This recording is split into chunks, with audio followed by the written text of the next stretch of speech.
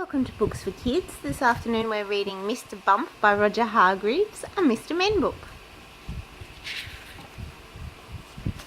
This is the sad story of Mr. Bump. The trouble was that Mr. Bump just could not help having little accidents. If there was something for Mr. Bump to bump into, he'd bump into it all right. For instance, if you were to see Mr. Bump out walking or down a street in your town, and if there happened to be something to bump into down that street, then you know what would happen, don't you? Bump!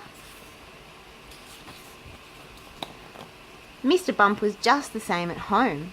He lived in an extremely nice home, but even there he couldn't help having those little accidents. For instance, one morning when Mr. Bump went outside his house, he noticed that the chimney pot had come loose in a storm the night before. "I must fix that before it falls off," thought Mr. Bump to himself, and he hurried to his garden shed to fetch a ladder. It was a very long ladder. Mr. Bump walked up the garden path with the ladder on his shoulder. He turned the corner of the garden path. Crash went the living room window. "Oh dear," thought Mr. Bump, and he turned to see what had happened. Crash went the kitchen window behind him. "Oh dear," thought Mr. Bump again, and he rested the ladder against the wall of the house so that he could climb up onto the roof to mend the chimney pot. Crash went the bedroom window. So you can see how Mr. Bump had his little accidents. Mr. Bump had many jobs, but somehow they never seemed to last very long. Oh my gosh, it came off the broom. As soon as anything got lost or broken or splintered or chipped or snapped or cracked or torn or bust or wrenched or crunched or split or slit, Mr. Bump got the blame.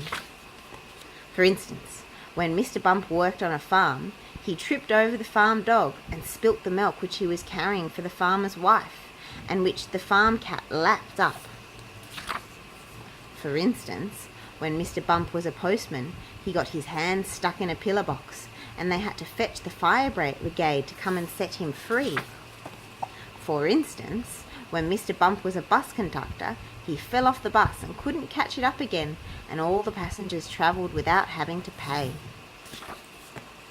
For instance, when Mr. Bump was a carpenter, he found that when he was hammering nails, he hammered his thumb most of the time, and the nail hardly at all. In order to recover from this series of rather unfortunate happenings... Wow, a red ball. Mr. Bump decided to take a holiday. There he could think about what sort of job he could do where he wouldn't... No, don't trip over. Where he wouldn't be such a nuisance. Don't trip over. Mr. Bump might trip over, mightn't he? We've got to make sure he doesn't. Maybe.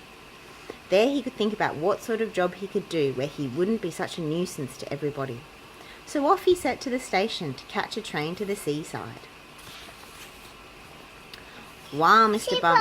Oh no, he tripped over. He tripped over on the boat. Oh, he did. He tripped over on the boat into the water. Yeah. While Mr. Bump was on holiday, several things happened. For instance, he fell off a boat into the sea and the lifeboat had to come and rescue him. For instance, one day when he was quietly walking along the beach, minding his own business, he got his foot stuck in a bucket, and as he couldn't get it off, he had to walk around with it on his foot for hours.